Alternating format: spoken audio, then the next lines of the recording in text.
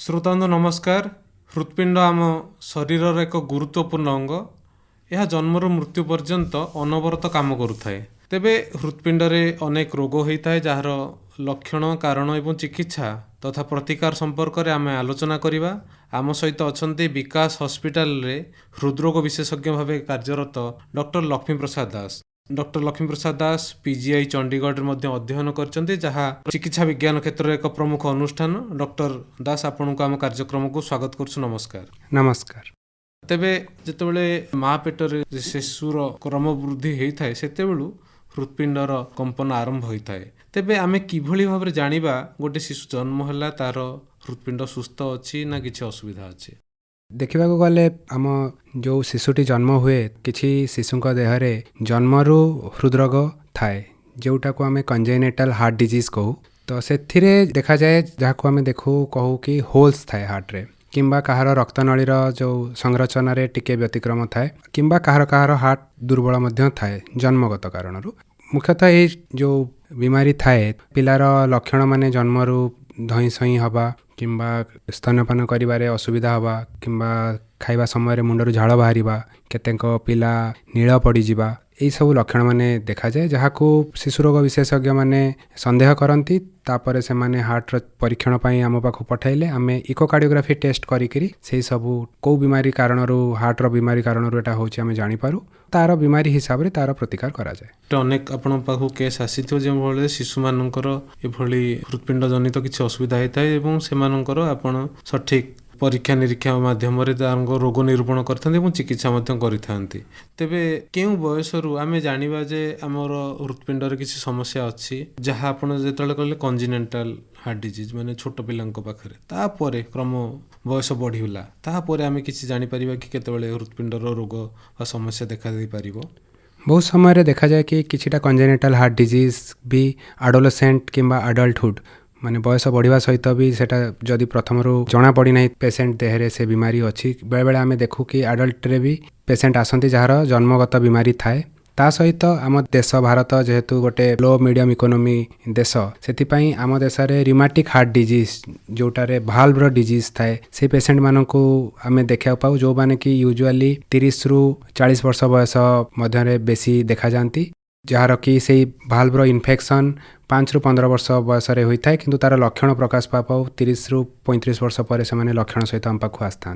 ए दुईटा बीमारी व्यतीत जोटा वर्तमान बढ़ी चलती जोटा हार्ट अटैक किंबा हार्टर रक्तनलीर बीमारी जोटा को आम एथेरोस्क्लेरोटिक हार्ट डिजीज कहूँ, तार बयस आगु जोटा आम कहूलु कि 40 ରୁ 45 वर्ष पर होची, किंतु एबे आम देखुचु समय क्रमे सेटा यंग एज रे 30 वर्ष पाखापाखी भी बहुत लोकंक देहरे से बीमारीर लक्षण माने प्रकाश पाउची। तेबे से लक्षण गुड़िक सब कौन कौन जेबे कहउछन्ते जो हार्ट डिजीज लक्षण बा हार्ट अटैक लक्षण कम बयस देखा देउची, कौन कौन लक्षण होई थाई पारे? हार्ट अटैक किंबा हार्ट रक्तनली रे बीमारी थिले यूजुअली से पेशेंट को छाती बथा हुए। आमर जो कहू हार्ट छाती बथा आमर जठू नाभि नाभाल पर्यंत कौन सी जगार भी बथा हो पारे, किंतु जदियो मुख्यतः भाव में लेफ्ट साइड बाँ पट छाती रे बथा हुए। छातीर बथा बहुत समय आम देखू कि कौन सी दिग को यूजुअली बाम हाथ को रेडिएट करता है, माने से आड़ को जाई थाए। छाती बथा सहित तांकू झाड़ बाहर, अस्वस्थिकर लगे, मुंड बुलाइबा, बांति लगे, बेले बेले ओपर पेट बथा हवा भाया भी लक्षण होता है। यूजुअली यही जिनस गुड़िक एक्यूट कोरोनरी सिंड्रोम बा हार्ट अटैक लक्षण। किंतु जदि पेशेंट को कौन जन को चलिले छाती बथा होची, चलिले छाती धड़ धड़ होची, चलिले अस्वाभाविक भाव में श्वास फुलुची, थका लगुची, पाद फुलुची, किंबा तांको अंधार हो जाउची, मुंड बुलाउची, कौन कारण न थाइकरी बेहोश हो जाउचंती, तेबे यही सबू कारण हार्ट जनित कारण हो पारे, जहाँ पाई आमको आग को परीक्षा करवा आवश्यक। तेबे अनेक लोक भावते जे तांको गैस्ट्राइटिक होइची बा एभली किछि लक्षण बोली से माने बेले बेले से माने इग्नोर कर दो चेष्टा करंती। ई समय रे आपण कोन तांको परामर्श देबे से माने केते दिन रे थरे निजर हृत्पिंडर परीक्षा निरीक्षा करै नेबे?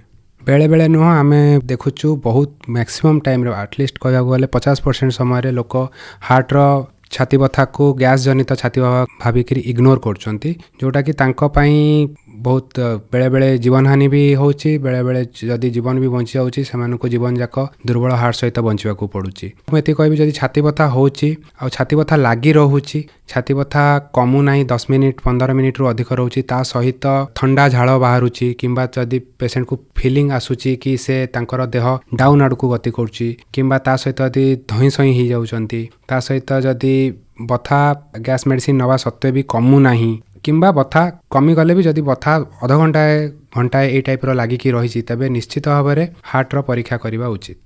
ହାର୍ଟର କ'ଣ କ'ଣ ସବୁ ପରୀକ୍ଷା ଅଛି ଯାହାଫଳରେ ଗୋଟେ ଜଣେ ବ୍ୟକ୍ତି ଜାଣିପାରିବ ଯେ ତାର ହୃତ୍ପିଣ୍ଡ ସୁସ୍ଥ ଅଛି ନା ଅସୁସ୍ଥ ଅଛି? ହାର୍ଟର ଆମେ ପ୍ରାଥମିକ ପରୀକ୍ଷା, ପ୍ରଥମେ ତ ଆମେ ରୋଗୀଙ୍କୁ ତାଙ୍କର ଲକ୍ଷଣମାନେ ପଚାରୁ, ଲକ୍ଷଣମାନେ ହାର୍ଟର ଲକ୍ଷଣ ଭଳିଆ ଆମକୁ ଲାଗେ, ତେବେ ତାଙ୍କର ଆମେ ରିସ୍କ ଫ୍ୟାକ୍ଟରକୁ ବି ଆନାଲିସିସ୍ କରୁ କି କେଉଁ ରିସ୍କ ଫ୍ୟାକ୍ଟର ଯୋଗୁଁ ତାଙ୍କର ହାର୍ଟର ପ୍ରୋବ୍ଲେମ୍ ହେବାର ସମ୍ଭାବନା ଅଛି। ତାପରେ ଟେଷ୍ଟ କହିଲେ ଆମର ସବୁଠୁ ଇଜିଲି ଆଭେଲେବୁଲ୍ ଟେଷ୍ଟ ଯେଉଁଟା ECG, ଇଲେକ୍ଟ୍ରୋକାର୍ଡ଼ିଓଗ୍ରାଫି କୁହାହୁଏ, ସେଥିରେ ଆମେ ହାର୍ଟ ଆଟାକ୍ ପେସେଣ୍ଟକୁ ଅଲମୋଷ୍ଟ ସବୁ କେସ୍ରେ ଆମେ ଜାଣିପାରୁ ହାର୍ଟ ଆଟାକ୍ ହେଇଛି ବୋଲି। ଯଦି ବି ଜଣଙ୍କର ହାର୍ଟ ଆଟାକ୍ ହେଇନି କିମ୍ବା ତାଙ୍କୁ ଲାଗୁଛି, ତାପରେ ତା ସହିତ କମ୍ପ୍ଲିମେଣ୍ଟାରୀ ଟେଷ୍ଟ ଟାଇପ୍ର ଇକୋକାର୍ଡ଼ିଓଗ୍ରାଫି, ଯେଉଁମାନଙ୍କର କିଛି ପେସେଣ୍ଟକୁ ଆମେ ଟ୍ରେଡମିଲ୍ ଟେଷ୍ଟ କରୁ, ଆଉ ସର୍ବଶେଷରେ ଯାହାକୁ ଆମେ ଲାଗେ ୟାର ହାର୍ଟର ରକ୍ତନଳୀ ଜନିତ ବିମାରୀ ଅଛି ତ ତାକୁ ଆମେ ଆଞ୍ଜିଓଗ୍ରାଫି କରି କନଫର୍ମ ହେଇପାରୁ କି ତାଙ୍କର ରକ୍ତନଳୀରେ ବିମାରୀ କେତେ ଅଛି ଆଉ ତାର କେମିତି ଟ୍ରିଟମେଣ୍ଟ କରାଯିବ। ଅନେକ ଲୋକଙ୍କୁ ଦେଖାହେଲେ ସେମାନେ ପରସ୍ପର ମଧ୍ୟରେ କଥା ହୁଅନ୍ତି ଯେ ମୋର କୋଲେଷ୍ଟ୍ରଲ୍ ଅଛି ବା ମୋର ବ୍ଲଡ଼ ପ୍ରେସର ଅଧିକ ଅଛି ବା କମ୍ ଅଛି, କିଏ କହନ୍ତି ମୋର ଫ୍ୟାଟି ଲିଭର ଅଛି, କିଏ କହନ୍ତି ମୋର ହାର୍ଟ ଡିଜିଜ୍ ଅଛି। ତେବେ ଏସବୁ ଜିନିଷ ଗୁଡ଼ିକ କ'ଣ ପରସ୍ପର ସହିତ ଜଡ଼ିତ ଥାନ୍ତି ନା ପ୍ରତି ରୋଗ ପରସ୍ପର ଠାରୁ ଅଲଗା? ବର୍ତ୍ତମାନ ଦେଖିବାକୁ ଗଲେ ଏଗୁଡ଼ାକୁ ସବୁ ନନ୍ କମ୍ୟୁନିକେବଲ୍ ଡିଜିଜ୍ କହୁଛୁ, ତ ଏମାନେ କହିବାକୁ ଗଲେ ପରସ୍ପର ସହିତ ଯୋଡ଼ି ହେଇଛନ୍ତି। ବହୁତ ସମୟରେ ଏମାନଙ୍କୁ ମେଟାବୋଲିକ୍ ସିଣ୍ଡ୍ରୋମ୍ ସହିତ ବି ମୋଷ୍ଟ ଅଫ୍ ଦି ଡିଜିଜ୍ ଯୋଡ଼ି ହେଇଥାନ୍ତି। ତ ହାର୍ଟ ଆଟାକ୍ କିମ୍ବା ହାର୍ଟର ରକ୍ତନଳୀର ବିମାରୀର ଯଦି ଆମେ ରିସ୍କ ଫ୍ୟାକ୍ଟର ଭାବିବା, ଡାଇବେଟିସ୍, ବ୍ଲଡ଼ ପ୍ରେସର, ଅଧିକ କୋଲେଷ୍ଟ୍ରଲ୍, ଓବେସିଟି ବା ମେଦବହୁଳତା, ତା ସହିତ ସ୍ମୋକିଂ କରିବା, ଫିଜିକାଲି ଇନ୍ଆକ୍ଟିଭ୍ ବସି ରହିବା, ଫିଜିକାଲି ଆକ୍ଟିଭ୍ ନ ରହିବା, କିମ୍ବା କେତେ ଜଣଙ୍କର ଫ୍ୟାମିଲି ରିସ୍କ ଫ୍ୟାକ୍ଟର ବି ଥାଏ। ତ ଏସବୁ ମୁଖ୍ୟ କାରଣ ହେଉଛି ଯାହାକି ପେସେଣ୍ଟର ହାର୍ଟ ଆଟାକ୍ର କାରଣ ବନିପାରେ। ତେବେ ଏସବୁ ଯଦି ଜଣଙ୍କର ବୟସ ଅନୁସାରେ ବଢ଼ି ବଢ଼ି ଯାଉଛି, ଯେମିତି କହିଲେ ବ୍ଲଡ଼ ପ୍ରେସର ବଢ଼ିଲା ବା ଫ୍ୟାଟି ଲିଭର ବଢ଼ିଲା ବା ମେଟାବୋଲିକ୍ ସିଣ୍ଡ୍ରୋମ୍ ରହିଲା, ଯେ ସେମାନଙ୍କର ମେଟାବୋଲିଜିମ୍ କମି କମି ଯାଉଛି, ଖାଦ୍ୟ ପଚନ ହେଇପାରୁନି, ନିଦ୍ରାହୀନତା ଘଟୁଛି, ଷ୍ଟ୍ରେସ୍ ରହୁଛି, ଏସବୁ କ୍ଷେତ୍ରରେ ଆପଣ କ'ଣ ତାଙ୍କୁ ପରାମର୍ଶ ଦେବେ କିଭଳି ଭାବରେ ସେମାନେ ତାଙ୍କର ଲାଇଫଷ୍ଟାଇଲ୍ ମଡ଼ିଫିକେସନ୍ ବା ଜୀବନଶୈଳୀକୁ ପରିବର୍ତ୍ତନ କରାଇପାରିବେ? ଯେହେତୁ ମ୍ୟାକ୍ସିମମ୍ ରିସ୍କ ଫ୍ୟାକ୍ଟର ଲାଇଫଷ୍ଟାଇଲ୍ ଜନିତ, ତ ଆମକୁ ଲାଇଫଷ୍ଟାଇଲ୍ ଉପରେ ସବୁଠୁ ଅଧିକ ଗୁରୁତ୍ୱ ଦେବାକୁ ପଡ଼ିବ। ବ୍ଲଡ଼ ପ୍ରେସରର ମୁଖ୍ୟ କାରଣ ହେଉଛି ଆମର ଡାଏଟ୍, ଯେଉଁଥିରେ କି ବହୁତ ଅତ୍ୟଧିକ ଲୁଣ କନଜମ୍ପସନ୍ ଆମ ଦେଶର ଗୋଟେ ରିସ୍କ ଫ୍ୟାକ୍ଟର ଭାବରେ ଜଣାପଡ଼ିଛି। ତେଣୁ କମ୍ ଲୁଣ ଖାଇବା, ହାଇ କ୍ୟାଲୋରି ଜିନିଷ ନେବା ନାହିଁ, ବାହାରର ଜଙ୍କ ଫୁଡ଼କୁ ଆଭଏଡ଼ କରିବା, ସ୍ମୋକିଂ ବନ୍ଦ କରିବା, ତା ସହିତ ଫିଜିକାଲି ଆକ୍ଟିଭ୍ ରହିବାକୁ ଚେଷ୍ଟା କରିବା। ଆଟଲିଷ୍ଟ ପ୍ରତ୍ୟେକ ଦିନ 30ରୁ 45 ମିନିଟ୍ ଫିଜିକାଲି ଆକ୍ଟିଭ୍ ରହିବା, ସପ୍ତାହକୁ 150 ମିନିଟ୍ ଫିଜିକାଲି ଆକ୍ଟିଭ୍ ରହିବା ନିହାତି ଆବଶ୍ୟକ। ତା ସହିତ ଯଦି କାହାର ପୂର୍ବରୁ କିଛି ବିମାରୀ ଅଛି, ଲାଇକ୍ କାହାକୁ ବ୍ଲଡ଼ ପ୍ରେସର ଅଛି, କାହାକୁ ସୁଗର ଅଛି, କାହାକୁ ଅଧିକ କୋଲେଷ୍ଟ୍ରଲ୍ ଅଛି, ତ ତା'ର ଟ୍ରିଟମେଣ୍ଟ ନେବା। ଆମେ ବହୁତ ସମୟରେ ଦେଖୁଛୁ କି ପେସେଣ୍ଟମାନେ ଆସୁଛନ୍ତି, ତାଙ୍କର ରୋଗ ଅଛି କିନ୍ତୁ ସେମାନେ ତାକୁ ଇଗ୍ନୋର କରୁଛନ୍ତି କାରଣ ସେ ରୋଗ ତାଙ୍କୁ କିଛି ଲକ୍ଷଣ ଦେଖାଉନାହିଁ, ଯେଉଁଟା ବହୁତ ରଙ୍ଗ ପ୍ରାକ୍ଟିସ୍। ତ ଯଦି ବ୍ଲଡ଼ ପ୍ରେସର ଅଛି, ବ୍ଲଡ଼ ପ୍ରେସର ନ ହେବା ପାଇଁ ଯେଉଁ ପ୍ରିକସନ୍ସ ମାନେ ତାକୁ ଗ୍ରହଣ କରିବା, ତା ସହିତ ବ୍ଲଡ଼ ପ୍ରେସରର ଟ୍ରିଟମେଣ୍ଟ ନେବା, ଯାହାଫଳରେ କି ତାଙ୍କର ବ୍ଲଡ଼ ପ୍ରେସରର ଲେଭେଲ୍ କଣ୍ଟ୍ରୋଲରେ ରହିବା। ବିମାରୀ ଥିଲେ ବ୍ଲଡ଼ ପ୍ରେସର ହେଉ, ସୁଗର ହେଉ, କୋଲେଷ୍ଟ୍ରଲ୍ ହେଉ, ଆମେ ମେଡ଼ିସିନ୍, ଲାଇଫଷ୍ଟାଇଲ୍, ଫିଜିକାଲ୍ ଆକ୍ଟିଭିଟି, ଏ ତିନିଟା ମାଧ୍ୟମରେ ଆମର ଯେଉଁଟା ଟାର୍ଗେଟ୍ ନମ୍ବର ତାକୁ ଆମକୁ ଆଚିଭ୍ କରିବା ଆବଶ୍ୟକ। ତେବେ ଯେମିତି ଆପଣ କହିଲେ ଯେ 30ରୁ 45 ମିନିଟ୍ ସମସ୍ତେ ଫିଜିକାଲି ଆକ୍ଟିଭ୍ ରହିବେ, ତେବେ ଅନେକ କ୍ଷେତ୍ରରେ ଦେଖାଯାଉଛି ମହିଳାମାନେ ଘର କାମରେ ବ୍ୟସ୍ତ ରହୁଛନ୍ତି, ବିବାହ ପରେ ତାଙ୍କର ମେଦ ବୃଦ୍ଧି ହୋଇଯାଉଛି ଏବଂ ସେମାନେ ନିଜ ଶରୀରର ଯତ୍ନ ନେଇପାରୁନାହାନ୍ତି। ତାଙ୍କର ମଧ୍ୟ ଯେମିତି ଋତୁଚକ୍ର ଯେତେବେଳେ ବନ୍ଦ ହେଇଯାଉଛି 45 ବର୍ଷ ବା 50 ବର୍ଷ ପରେ, ତାଙ୍କ ଶରୀର ମଧ୍ୟ ଅନେକ ଇମ୍ବାଲାନ୍ସ ଦେଖାଦେଉଛି। ଏହିସବୁ କ୍ଷେତ୍ରରେ ମହିଳାମାନଙ୍କୁ ଆପଣ କ'ଣ ପରାମର୍ଶ ଦେବେ? ଏହା ପରାମର୍ଶ ଦେବାକୁ ଚାହିଁବି କି ଯଦିଓ ମେନୋପଜ୍ ହେବା ପୂର୍ବରୁ ଫିମେଲ୍ସ ମାନଙ୍କର ଇଷ୍ଟ୍ରୋଜେନ୍ ହର୍ମୋନ୍ କାରଣରୁ ତାଙ୍କୁ ଟିକେ ହାର୍ଟ ଡିଜିଜ୍ରୁ ପ୍ରୋଟେକ୍ସନ୍ ମିଳିଥାଏ, କିନ୍ତୁ ଆଫ୍ଟର ମେନୋପଜ୍ ପୁରୁଷ ଲୋକଙ୍କର ଆଉ ମହିଳା ଲୋକଙ୍କର ହାର୍ଟ ବିମାରୀ ହେବାର ସମ୍ଭାବନା ପୁରା ବରାବର। କିନ୍ତୁ ଅସୁବିଧା ହୁଏ କି ବହୁତ ସମୟରେ ଆମେ ଦେଖୁ ମହିଳାମାନଙ୍କର ଯେଉଁ ହାର୍ଟ ଆଟାକ୍ ହୁଏ ତାଙ୍କର ଲକ୍ଷଣ ପୁରୁଷମାନଙ୍କର ଲକ୍ଷଣ ଠାରୁ ଟିକେ ଅଲଗା। ବହୁତ ସମୟରେ ଅଳ୍ପ ଛାତି ବଥା ହେବା, ଅତ୍ୟଧିକ ଥକା ଲାଗିବା, ପେଟ ବଥା ହେବା, ବାନ୍ତି ହେବା କିମ୍ବା ଧଇଁ ସଇଁ ଲାଗିବା, ଏଇ ଟାଇପ୍ର ଲକ୍ଷଣ ସହିତ ବି ବହୁତ ମହିଳାମାନେ ଆମ ପାଖକୁ ଆସନ୍ତି। କିନ୍ତୁ କୌଣସି ବି ଲକ୍ଷଣ ଯଦି ଅଧିକ ସମୟ ରହୁଛି ତ ତାକୁ ଏକ ହାର୍ଟର ଲକ୍ଷଣ ହେଇପାରେ ଭାବି ତାର ପରୀକ୍ଷା କରାଇ ନେବା ଉଚିତ, ଯାହାଫଳରେ କି ଆମେ କହିପାରିବା ଏଇ ଜିନିଷଟି ହାର୍ଟ କାରଣରୁ କିମ୍ବା ଅନ୍ୟ କୌଣସି କାରଣରୁ। ଅନେକ ସମୟରେ ଦେଖାଯାଉ ଯେଉଁମାନେ ବହୁତ ଫିଟ୍ ଲୋକ, ଯେମିତି ଆମେ ଦେଖିଛେ ସୌରଭ ଗାଙ୍ଗୁଲି ବା କପିଲ ଦେବଙ୍କ କ୍ଷେତ୍ରରେ ମଧ୍ୟ ବା ବଡ଼ ବଡ଼ ଖେଳାଳି ମଧ୍ୟ ଅନେକ ସମୟରେ ଖେଳୁଥିବେ ତାଙ୍କର ହାର୍ଟ ଆଟାକ୍ ହେଇଯାଉଛି, ବା ଆପଣ ଦେଖିଥିବେ ଭଲ ଭଲ ସିଙ୍ଗର ମାନଙ୍କର ମଧ୍ୟ ହାର୍ଟ ଆଟାକ୍ ହେଇଛି। ଏସବୁ କ୍ଷେତ୍ରରେ ଆପଣ କ'ଣ କହିବେ ଯେ ସେମାନଙ୍କର କାହିଁକି ହାର୍ଟ ଆଟାକ୍ ହେଲା ଆଉ ସେଇଟା କିଭଳି ଭାବରେ ଆମେ ତାକୁ ରୋକି ଦେଇପାରିବା? ଏଇଟା ଆପଣ ଯେଉଁ କହିଛନ୍ତି ବର୍ତ୍ତମାନ ୟଙ୍ଗ ଆଥଲେଟ୍ କିମ୍ବା ଯେଉଁମାନେ ଫିଜିକାଲି ଫିଟ୍ ତାଙ୍କ ଦେହରେ ବି ହାର୍ଟ ଆଟାକ୍ ହେଉଛି, ଏଇଟା ବର୍ତ୍ତମାନ ଗୋଟେ ଡିବେଟେବୁଲ୍ ଜିନିଷ। ତା'ର ପ୍ରକୃତ କାରଣ ଜଣା ନାହିଁ। ବହୁତ ସମୟରେ ହେଇପାରେ କି ଅତ୍ୟଧିକ ଷ୍ଟ୍ରେସ୍ ତାଙ୍କର ଫିଟନେସ୍ ଲେଭେଲକୁ, ଫିଜିକାଲ୍ ଫିଟନେସ୍ ଲେଭେଲ୍ ଅପେକ୍ଷା କାଉଣ୍ଟର ପ୍ରଡକ୍ଟିଭ୍ ହେଇଛି। କିନ୍ତୁ ଭଲ ସୁସ୍ଥ ଜୀବନଶୈଳୀ ମେଣ୍ଟେନ୍ କରିବା ବହୁତ ଆବଶ୍ୟକ। ରିସ୍କ ଫ୍ୟାକ୍ଟରକୁ କଣ୍ଟ୍ରୋଲ୍ କରିବା ବହୁତ ଆବଶ୍ୟକ। ବହୁତ ସମୟରେ ଆମେ ଦେଖୁ ହାର୍ଟ ଆଟାକ୍ ହେବା ପୂର୍ବରୁ ହାର୍ଟ ବିମାରୀ ବହୁତ ସମୟରେ କିଛିଟା ପ୍ରାଥମିକ ଲକ୍ଷଣ ମାନେ ପ୍ରକାଶ ପାଇଥାଏ, ଯେଉଁଟାକୁ ସେମାନେ ଇଗ୍ନୋର କରନ୍ତି। ତ କୌଣସି ବି ଯଦି ଲକ୍ଷଣ ପ୍ରକାଶ ପାଉଛି ତାକୁ ଇଗ୍ନୋର ନ କରାଇକିରି ଥରେ ଟେଷ୍ଟ କରାଇ ନେବା ଉଚିତ, ଯାହାଫଳରେ କି ଆଟଲିଷ୍ଟ ଯେଉଁ ରିସ୍କ ଫ୍ୟାକ୍ଟର ଗୁଡ଼ା ତା ବିଷୟରେ ଆମେ ଜାଣିପାରିବା କିମ୍ବା ତା ପ୍ରତି ଆମେ ଟ୍ରିଟମେଣ୍ଟ କିମ୍ବା ପ୍ରିଭେନ୍ସନ୍ କରିପାରିବା।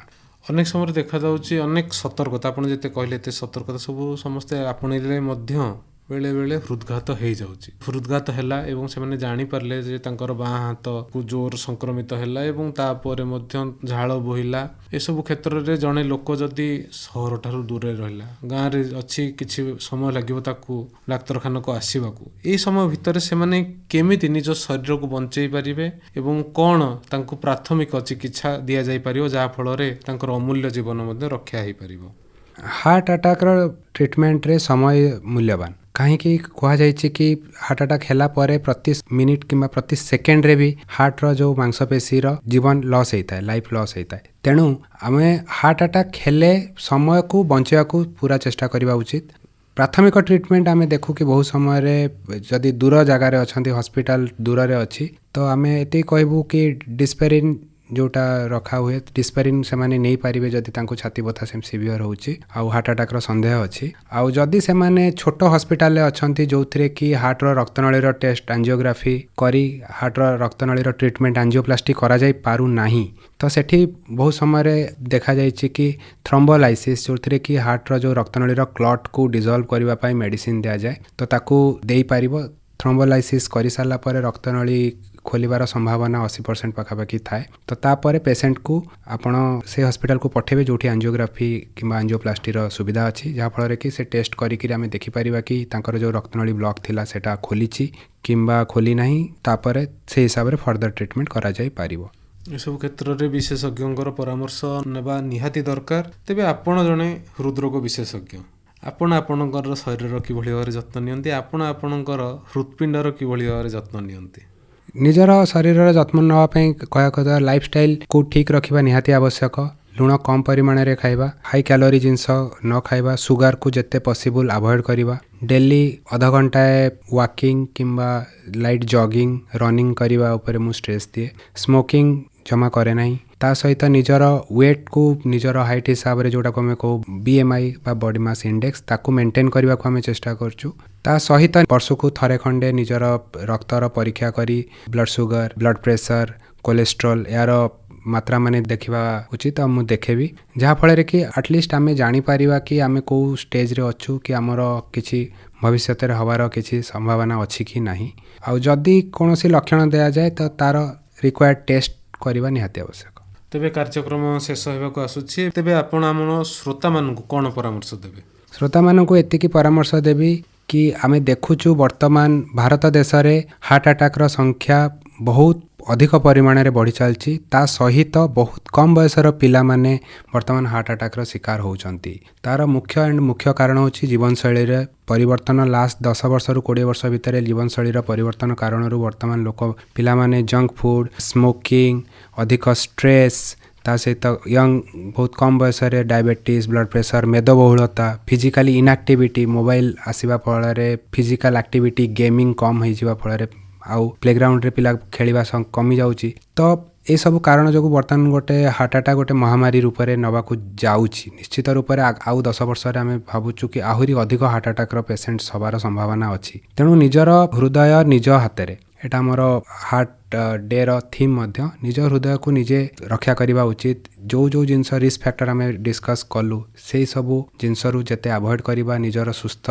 जीवनशैली अपनेबा तो सेटा सबुठु आवश्यक आउ जदि ए सब करने सत्वे हार्ट रो लक्षण माने देखागला तेबे ताकू सीधा गैस होइची बा किछि हेइनी मु तो फिजिकली फिट अच्छी से भाविकी इग्नोर करवा नहीं आम जेकोसी हार्ट स्पेशलिस्ट को पाखक जाई थरे परीक्षा करवा उचित जहाँफल कि समय थाउ थाउ बहुत बड़ जिनस को आम अवॉइड करिपरिबा। तेबे आपण आम कार्यक्रम को आसीथिले एवं आम श्रोता माननकु अनेक तथ्य देले जहाँ फल जड़े लोक कि सुस्थ जीवन यापन कर निज हृत्पिंडर रक्षा कर दीर्घ जीवन सुखमय जीवन लभि पार से आपन परामर्श देले आपन को आम कार्यक्रम तरफ आम श्रोता मान तरफ अशेष अशेष धन्यवाद। नमस्कार। धन्यवाद।